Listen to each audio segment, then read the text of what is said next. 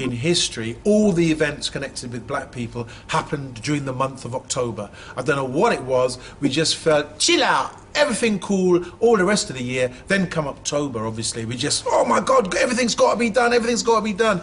Even getting the first black family on EastEnders, I'm sure, happened in October. We just love this month. Why, I don't know. So if you're a black person and your children ask you about Black History in November, tell them, I'm sorry, don't ask me that in this month. You've got to wait another year.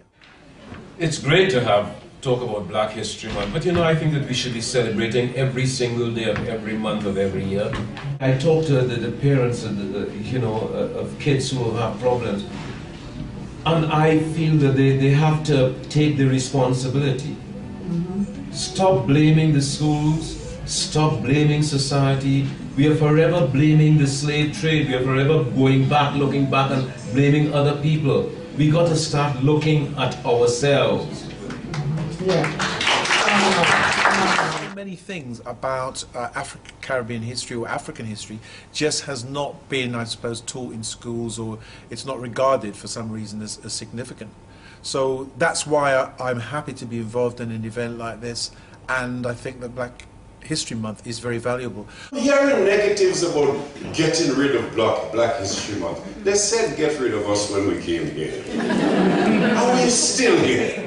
Opportunity for us to celebrate the achievements of what black people have done. Any little thing that you do is a good thing, but it's just something I'd like to see more generally done, so that we don't necessarily have to just pick out one month in the year to do it. Everybody's seen that famous picture of John Barnes kicking a banana away. Yeah? I mean, those sort of things happen to us all the time, and, again, the way you deal with it. How do you deal with somebody chucking fruit at you?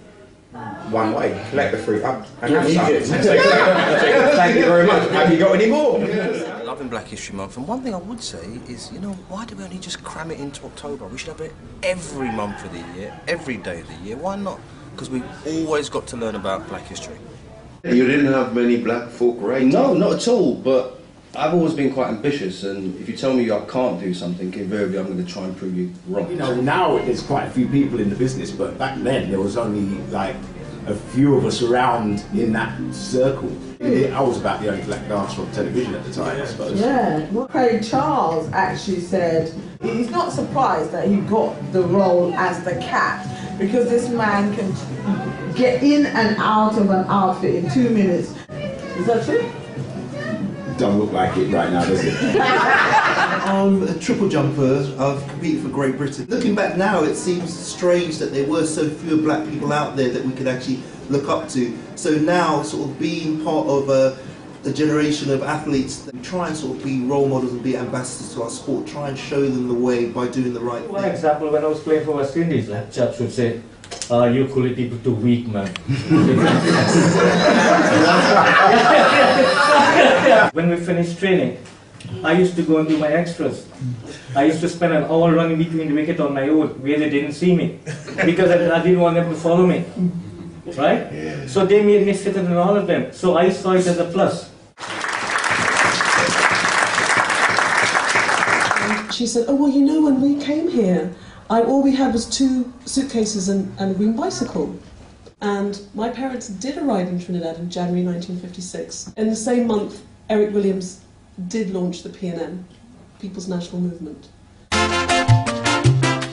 Okay, so my book's called Precious, and it's a memoir, so it's a true life story about being privately fostered, which was a practice that happened in the 60s and 70s amongst a lot of West Africans, where they would just advertise a baby in a magazine or in the Evening Standard, like in the classified ads, and send the child to white foster parents in the countryside. Imagine you're going out on a date the first time. You want to get married, you want to get settled, and you want to have children. You're not going to say that to the man on the first date. Obviously not. Run a mile. So what you could ask him is, you could ask him open questions, like, for example, what are your goals over the next 3 years? And that tends to work because he then has to answer that. Why do men feel they have to lie? People lie because they feel they can't tell the truth. They feel that if I tell the truth, something bad is going to happen. For the rest of my days, praise God, and my big right hand, I will live and die a banana man. Thank you.